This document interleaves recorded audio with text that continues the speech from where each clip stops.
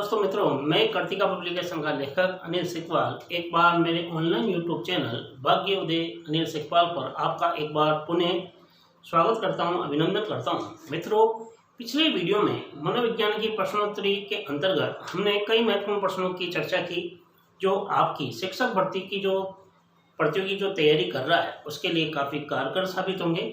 उसी मनोविज्ञान की प्रश्नोत्तरी भाग 28 के अंतर्गत आज हम मनोविज्ञान के कुछ और ऐसे चुनिंदा प्रश्नों को लेकर आपके साथ में साझा होने जा रहा हूं जो आपके आगामी रिट शिक्षक भर्ती हो या सेकंड ग्रेड हो या फर्स्ट ग्रेड हो, आप जिस शिक्षक भर्ती की आप तैयारी कर रहे हो जिसमें मनोविज्ञान का समावेश है, उसके लिए आपकी प्रतियोगी परीक्षा की जो आप तैयारी कर रहे हो उसमें ये काफ़ी कारगर साबित होंगे। तो आप और हम मनोविज्ञान की प्रश्नोत्तरी भाग 28 में मनोविज्ञान के कुछ महत्वपूर्ण प्रश्नों को लेकर चर्चा करें। तो आपको श्यामपट पर कुछ प्रश्न दिखाई दे रहे होंगे। सबसे पहले क्वेश्चन की यदि हम बात करें तो निम्नलिखित में से बेमेल पद को चुने। बुद्धि, अंतःकरण, मानस या चित्त, यानी कि इनमें से कौन सा ऐसा पद है जो एक अलग है, बाकी तीन एक है। बुद्धि, अंतःकरण, मानस और चित्त। कई बार जो विद्यार्थी हैं उनको ऐसा लगता है कि सभी ये तो सेम है, जबकि इसमें जो अलग बेमेल पद है वो है चित्त, क्योंकि बुद्धि, अंतःकरण और मानस इन तीनों का संबंध आपस में है। चित्त जो है जो कि अलग प्रतीत होता है, तो डी आंसर क्या होगा, बिल्कुल सही माना जाएगा। क्वेश्चन नंबर 2 काफी महत्वपूर्ण है। कोहलर ने विकसित किया था फील्ड सिद्धांत, इनपुट सिद्धांत, वक्र सिद्धांत या इनसाइट का सिद्धांत। तो कोहलर ने जो अंतर्दृष्टि सूच का सिद्धांत दिया था, जिसे अंग्रेजी वर्जन में यदि हम कहते हैं तो इसे इनसाइट थ्योरी का सिद्धांत भी मानते हैं।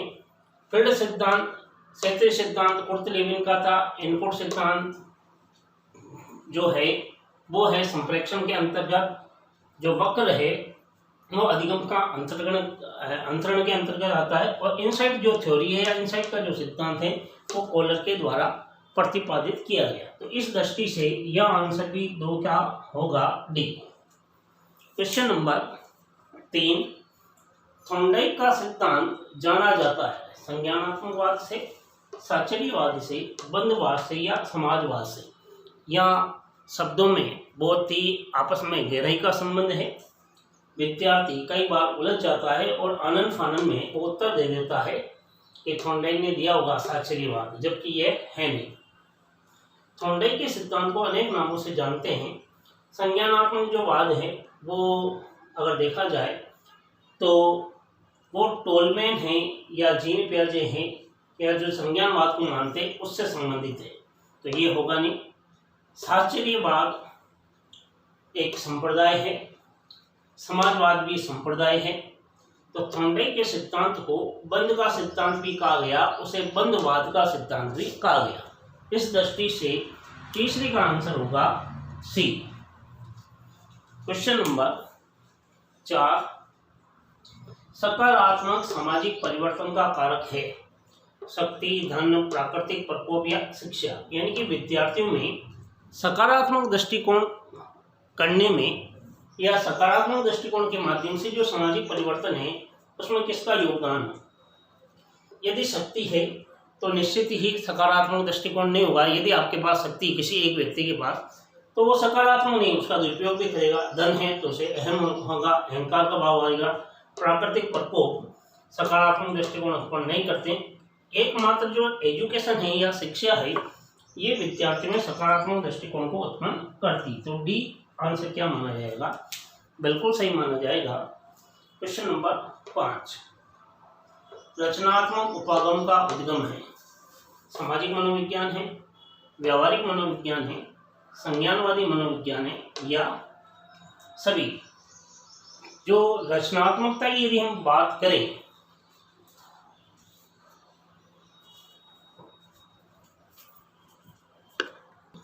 तो रचनात्मक उपागम के उद्गम की हम बात कर रहे थे कि वो सामाजिक मनोविज्ञान है, व्यवहारिक मनोविज्ञान है, संज्ञानवादी या सभी।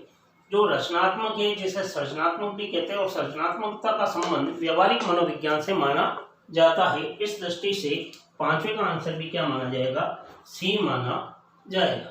क्वेश्चन नंबर 6 की यदि हम बात करें, प्रथम शैक्षिक मनोवैज्ञानिक है, काफी महत्वपूर्ण है, पिछली भर्ती परीक्षाओं में पूछा गया है। थॉर्नडाइक है, वुंड है, अरस्तु या विलियम जेम्स। तो प्रथम शैक्षिक मनोवैज्ञानिक या शिक्षा मनोविज्ञान का जो जनक माना गया वो था थॉर्नडाइक को माना गया। किसको माना गया, थॉर्नडाइक। क्वेश्चन नंबर 7 दिखाई दे रहा होगा आपको, बाल केंद्रित शिक्षा के लिए किस मनोवैज्ञानिक ने शिक्षा शास्त्रियों का ध्यान केंद्रित किया, कोलर ने, प्लेटो ने, अरस्तु ने या रूसो ने। ये क्वेश्चन जो है प्रश्नों की प्रकृति पर आधारित पूछा गया कि बाल केंद्रित शिक्षा के लिए किस मनोवैज्ञानिक ने शिक्षा शास्त्रियों का ध्यान केंद्रित किया, कोलर, प्लेटो, अरस्तु। इन तीनों का तो योगदान नहीं रहेगा, क्योंकि रूसो ने एक अपने कथन में कहा था कि शिक्षा में मनोवैज्ञानिक दृष्टिकोण को उत्पन्न करने का श्रेय रूसो को ही जाता है, और इस आधार पर डी आंसर क्या होगा, बिल्कुल, क्योंकि रूसो ने शिक्षा में मनोवैज्ञानिक दृष्टिकोण को उत्पन्न करने का प्रयास किया। क्वेश्चन नंबर 8, अंतर्दृष्टि अधिगम का परिणाम है, पुनर्बलन है, उद्दीपक अनुक्रिया, समग्र आवर्ती प्रत्यक्षीकरण या सभी। तो अंतर्दृष्टि का जो सिद्धांत कोलर ने दिया, क्योंकि पुनर्बलन जो है वो हल पर आधारित है, उद्दीपक अनुक्रिया जो कि थॉर्नडाइक पर आधारित है, इसका मतलब ये दोनों होगा नहीं, सभी हो नहीं सकता। तो समग्र आकृति या प्रत्यक्षीकरण ये अंतर्दृष्टि अधिगम का ही क्या माना जाता, परिणाम माना जाता। तो सी आंसर क्या माना जाएगा, बिल्कुल सही माना जाएगा। क्वेश्चन नंबर 9, बच्चे इस दुनिया में अपनी समझ का निर्माण सक्रिय रूप से स्वयं करते हैं, इस कथन के लिए जिम्मेदार ठहराया जाता है कोलर को, वाइकोटोस्की को, ब्रूनर को या जीन पियाजे को। काफी महत्वपूर्ण क्वेश्चन है।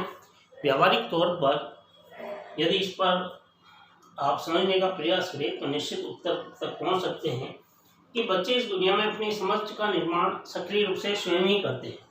इस कथन के लिए कौन जिम्मेदार है, तो कोलर ने अंतर्दृष्टि को बताया, लेकिन अपनी समझ का निर्माण सक्रिय रूप से इस तथ्य पर इसने कोई कथन नहीं किए। वाइकोटोस्की ने केवल भाषा पर कहा। ब्रूनर जो था उसने जो कहा वो संपत्ति निर्माण, अथवा यदि हम दूसरे शब्दावली में हम कहें तो ब्रूनर की जो थ्योरी थी वो निर्माणवाद पर आधारित थी, निर्मितवाद पर। तो जीन पियाजे ही एक ऐसा व्यक्ति था जिसने बच्चे इस दुनिया में अपनी समझ का निर्माण सक्रिय रूप से करते हैं इस कथन के बारे में उल्लेख किया। तो डी आंसर क्या माना जाएगा, बिल्कुल सही माना जाएगा। क्वेश्चन नंबर 10, निम्न में से कौन सा मनोवैज्ञानिक नहीं है, स्किनर नहीं है, जॉन डेवी नहीं है, वाटसन नहीं है या हल नहीं। तो स्किनर मनोवैज्ञानिक है, वाटसन मनोवैज्ञानिक, हल भी मनोवैज्ञानिक है, केवल जॉन डेवी जो है वो दार्शनिक है, वो मनोवैज्ञानिक नहीं है। तो बी आंसर क्या माना जाएगा, बिल्कुल सही माना जाएगा। क्वेश्चन नंबर 11, बहिर्मुखी प्रवृत्ति के व्यक्ति होते हैं। बहिर्मुखी प्रवृत्ति के व्यक्ति होते हैं सामाजिक व्यवहार से युक्त, मित्रतापूर्ण व्यवहार से युक्त, तनाव से मुक्त या सभी। व्यक्तित्व के अंतर्गत व्यक्तित्व को 3 प्रकारों में वर्गीकृत किया था, जिसमें एक अंतर्मुखी था, एक बहिर्मुखी था, एक उभयमुखी था। यहाँ बहिर्मुखी के यदि बात करें तो सामाजिक व्यवहार से युक्त भी होता है, मित्रतापूर्ण व्यवहार से भी युक्त होता है, और तनाव से भी क्या रहता है, मुक्त रहता है। एक तरह से सभी आंसर जो होगा वो बिल्कुल सही माना जाएगा। तो क्वेश्चन नंबर 11 का हुआ answer D. Question number 12, Maria Montessori या मरियम मोंटेसरी पद्धति में शिक्षा किस माध्यम से दी जाती है, गीतों के द्वारा, खेलों के द्वारा, उपहार देकर या सभी। तो मरियम मोंटेसरी ने जो शिक्षण पद्धति का प्रयोग किया वो गीतों पर आधारित भी थी, खेल के माध्यम से सिखाने पर बल देती थी, और उपहार देकर भी, बच्चों को गिफ्ट देकर भी क्या करती, सिखाने को बल देती थी। इस दृष्टि से सभी आंसर क्या माना जाएगा, सही माना जाएगा। तो डी होगा इसका करेक्ट आंसर।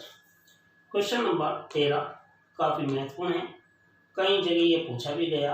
अहम निर्देशित होता है सुखवादी सिद्धांत पर, आदर्शवादी सिद्धांत पर, वास्तविकता के सिद्धांत पर या सामान्यता पर। तो अहम जो कि आपने व्यक्तित्व के सिद्धांत के अंतर्गत मनोविश्लेषण जब सिद्धांत आपने पढ़ा होगा, तो उस मनोविश्लेषण सिद्धांत जो कि सिगमंड फ्रायड ने दिया था, और उस मनोविश्लेषण सिद्धांत में उन्होंने मन की 3 दशाएं बताई, और इसके अलावा इन्होंने मनोविश्लेषण सिद्धांत के 2 और पद्धति भी बताए। एक तरफ तो मन था, दूसरी तरफ इदम अहम और परम अहम था। वहीं से ये क्वेश्चन पूछा गया कि अहम निर्देशित होता है सुखवादी पर। हम आनंद फानंद में जो प्रतियोगी परीक्षा की तैयारी करने वाला है वो उत्तर दे देता है सुखवादी, जबकि ये आंसर नहीं होगा। आदर्शवादी ये भी नहीं होगा। वास्तविकता का सिद्धांत और सामान्यता का सिद्धांत या सामान्यता का जो अहम है वह सदैव वास्तविकता पर आधारित होता है। वास्तविक सिद्धांत का द्योतक भी माना गया। जो सुखवादी है वो इदम के अंतर्गत रहता है। आदर्शवाद जो होता है वो परम अहम के अंतर्गत रहता है। तो ईड, ईगो और सुपर ईगो की यदि हम बात करें तो अहम जो है वह सदैव किसका प्रतीक है, वास्तविकता पर आधारित माना जाएगा। तो इस दृष्टि से सी आंसर क्या रहेगा, बिल्कुल सही रहेगा, काफी इंपॉर्टेंट है। क्वेश्चन नंबर 14 किशोरावस्था की विशेषताओं को सही ढंग से स्पष्ट करने वाला एक शब्द है। समायोजन है, परिवर्तन है, विकास है या सभी। किशोरावस्था की विशेषताओं को सही ढंग से स्पष्ट करने वाला एकमात्र शब्द है वो कहलाता है परिवर्तन। तो बी आंसर क्या होगा, बिल्कुल सही माना जाएगा। तो मित्रों, आज हमने मनोविज्ञान की प्रश्नोत्तरी भाग 28 में कुछ ऐसे चुनिंदा प्रश्नों को लेकर आपके सामने चर्चा की जो आपकी अब तक आपने जो पढ़ा उसके मूल्यांकन में काफ़ी योगदान देगा। तो अगले वीडियो में फिर मुलाकात करेंगे, तब तक आप अपना ख्याल रखिए और निरंतर अध्ययन कीजिए। जय हिंद, जय भारत।